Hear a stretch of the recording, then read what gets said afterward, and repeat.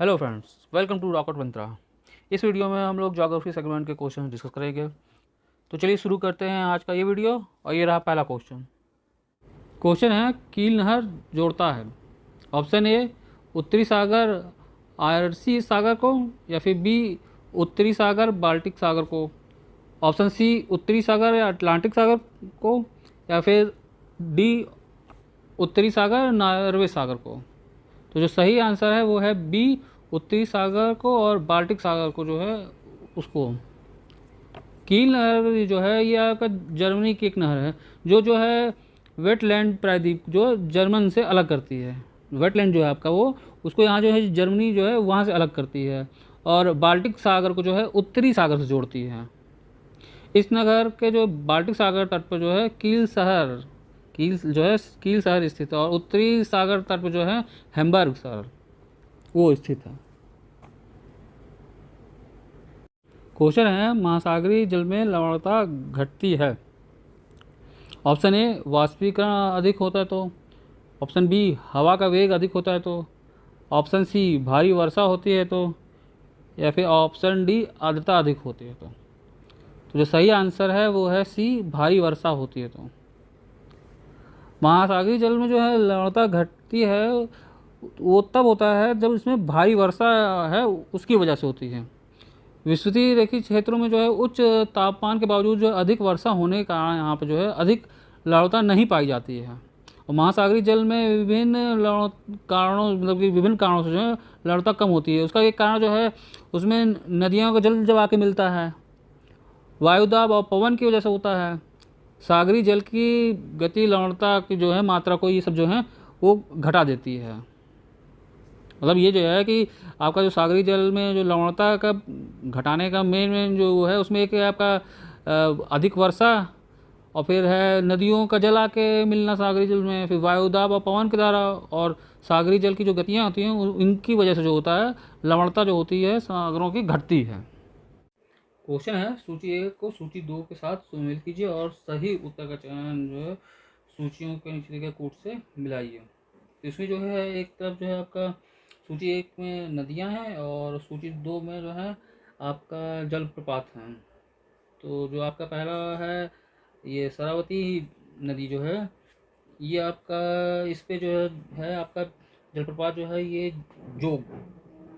फिर option B में जो है स्वर्ण रेखा नदी है, तो स्वर्ण रेखा नदी पे जो आपका जलप्रपात है वो हुंडरू है। फिर तीसरा जो आपका है कावेरी नदी, तो कावेरी नदी का जो आपका जलप्रपात है ये आपका शिव समुद्रम है।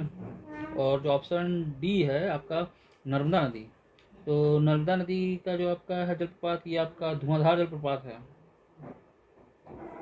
अगला क्वेश्चन है, दून घाटी कहाँ पाई जाती है। ऑप्शन ए महान हिमालय में, बी लघु हिमालय में, सी शिवालिक हिमालय में, या फिर डी उपरोक्त किसी में से नहीं। तो इसका जो सही आंसर है वो है सी शिवालिक हिमालय में।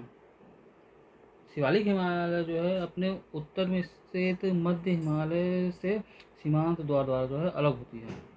यहीं पे जो है आपका अनेक घाटियाँ पाई जाती हैं जिनमें पश्चिम व मध्य भाग में जो है दून, और जो है पूर्वी भाग में जो है द्वार कहा जाता है। इसका जो संपूर्ण पर्वतों भाग जो है ये जल्दी और वनाच्छादित है। क्वेश्चन है, टोड जनजाति का निवास क्षेत्र है। ऑप्शन ए इलायची एवं नीलगिरी की पहाड़ियाँ, ऑप्शन बी छोटा नागपुर पठार, सी हिमालय का तराई क्षेत्र, या फिर डी अरावली व सतपुड़ा का पर्वतीय क्षेत्र। तो जो सही आंसर है वो है आपका ए इलायची एवं नीलगिरी की पहाड़ियाँ। भारत में जो है ये टोडा जनजाति का जो निवास क्षेत्र है वो दक्षिण भारत के इलायची और जो आपकी नीलगिरी पहाड़ियाँ हैं उसमें पाया जाता है। ये मुख्य रूप से जो है तमिलनाडु और केरल में पाई जाती हैं। हिमालय के तराई क्षेत्र का में जो है थारू, भोटिया, राजी और भराई जनजाति के जो लोग हैं वो निवास करते हैं, और जो मुंडा हैं वो संथाल और गोंड जो है ये छोटा नागपुर के पठारी क्षेत्र में जो है वहाँ पाए जाते हैं। और अगला क्वेश्चन है, उत्तराखंड की सर्वोच्च चोटी का नाम है। Option A Nanda Devi, B Kamet, option C Kedarnath, या फिर डी बद्रीनाथ। तो जो सही आंसर है वो है ए नंदा देवी। उत्तराखंड की जो सर्वोच्च चोटी जो है वो नंदा देवी है, जिसकी ऊंचाई जो है 7,817 मीटर है, और जबकि कामेट की जो ऊंचाई है वो 7,700 आपका 56 मीटर है। बद्रीनाथ जो है इसकी ऊंचाई जो है 7,138 मीटर, और केदारनाथ की जो ऊंचाई है वो 6,940 मीटर है। हिमालय पर्वतमाला की जो सबसे ऊंची चोटी है वो तो आपका है माउंट एवरेस्ट है, जिसकी ऊंचाई जो है 8,848 मीटर थी। जब संशोधित होकर मतलब कि जो नए आंकड़े आए हैं उसके अनुसार जो है अब जो है 8,850 मीटर हो गई है। क्वेश्चन है, उष्णकटिबंधीय चक्रवातों के बारे में निम्नलिखित में से कौन सा कथन सही नहीं है? ऑप्शन ए, उष्णकटिबंधीय चक्रवात मूसलाधार बारिश देते हैं, ये सही है। ऑप्शन सी, वे 8 अंश उत्तरी व दक्षिणी अक्षांश में उद्गमित होते हैं, ये भी सही है। ऑप्शन डी, वे दक्षिणी अटलांटिक महासागर में नहीं पाए जाते हैं, ये भी सही है। ये जो उत्तरी अटलांटिक महासागर में पाए जाते हैं। फिर जो बचता आपका ऑप्शन ये बी, उन्हें फिलीपींस में ताइफून के नाम से जाना जाता है, ये गलत है। फिलीपींस में ताइफून के नाम से नहीं, बेंगुई नाम से जाना जाता है। तो आपका जो ऑप्शन बी है ये सही है। उष्णकटिबंधीय चक्रवातों को जो है चीन में टाइफून के नाम से जाना जाता है, जापान में मिरेली, बंगाल की खाड़ी में जो है चक्रवाती के नाम से जाना जाता है, फिर कैरेबियन सागर में टॉर्नेडो के नाम से जाना जाता है, ऑस्ट्रेलिया में जो है इन्हें विली विली के नाम से जाना जाता है। अगला क्वेश्चन है, वायुमंडल की कौन सी परत पृथ्वी के महासागरों की सतह के संपर्क में है? ऑप्शन ए, समताप मंडल, बी, मध्यमंडल, सी, जलमंडल, या फिर डी, क्षोभ मंडल। तो जो सही आंसर है वो है आपका ऑप्शन डी, क्षोभ मंडल। वायुमंडल की परतों में जो है ये क्षोभ मंडल की परत जो है पृथ्वी की जो है महासागरों की सतह के संपर्क में रहता है। क्षोभ मंडल जो है वायुमंडल की जो है सबसे निचली और सबसे सघन परत है, जिसमें जो है वायुमंडल के संपूर्ण भाग का जो लगभग 75% भाग जो है वो पाया जाता है। इस परत में जो है औसत ऊंचाई जो है लगभग जो है 14 किलोमीटर मानी जाती है, मतलब इस पर 14 किलोमीटर है इसकी ऊंचाई। अगला क्वेश्चन है, रिंग ऑफ फायर कहाँ स्थित है? ऑप्शन ए, भूमध्य सागर के चारों ओर, ऑप्शन बी, प्रशांत महासागर के चारों ओर, ऑप्शन सी, अटलांटिक महासागर के चारों ओर, या फिर ऑप्शन डी, हिंद महासागर के चारों ओर। तो जो सही आंसर है वो है बी, प्रशांत महासागर के चारों ओर।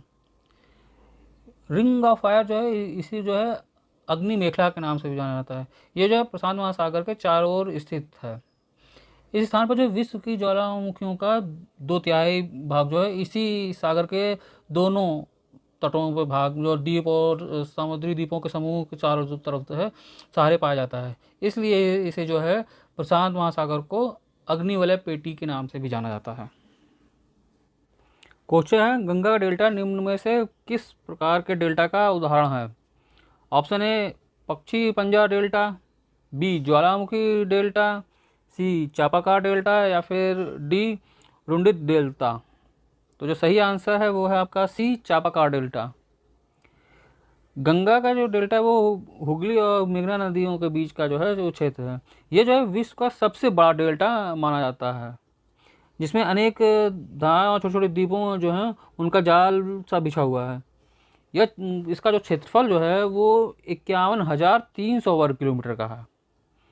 इसका आकार जो है वो चापाकार में है, इसीलिए इसको जो है चापाकार डेल्टा कहा गया है। अगला क्वेश्चन है, निम्नलिखित में से कौन सी पूर्ववर्ती नदी नहीं है? ऑप्शन ए, सतलज, बी, व्यास, सी, कोसी, या फिर डी, तिस्ता। तो जो सही आंसर है वो है बी, व्यास। पूर्ववर्ती नदी जो है वो उसे कहते हैं जिसका आविर्भाव जो है स्थल खंड में उत्थान से पहले हो चुका है। इसको सरल भाषा में कहा जाए तो ये जो है पहले से प्रवाहित होने वाली जलधारा को जो है वो पूर्ववर्ती कहते हैं, जिस पर संरचना जो है और स्थल खंड के उत्थान का कोई प्रभाव नहीं पड़ता है। पूर्ववर्ती नदियों को जो है ये अक्रमवर्ती जलधारा भी जो है कहा जाता है। ये जलधाराएं जो होती हैं स्थानीय ढाल का अनुसरण नहीं करती हैं।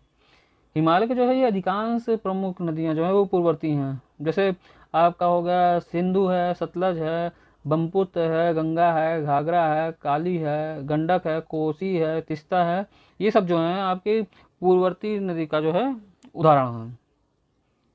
अगला क्वेश्चन है, शिव समुद्रम प्रपात किस नदी पर निर्मित है? Option A Pykara, B Sharavathi, C Chambal, या फिर डी कावेरी।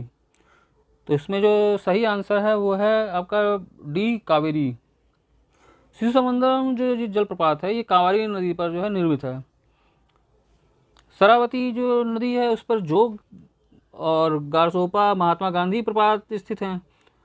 और चंबल नदी पे जो है आपका चुलिया जलप्रपात स्थित है। और पायकारा प्रपात जो है वो नीलगिरी क्षेत्र में जो है वहाँ पे स्थित है।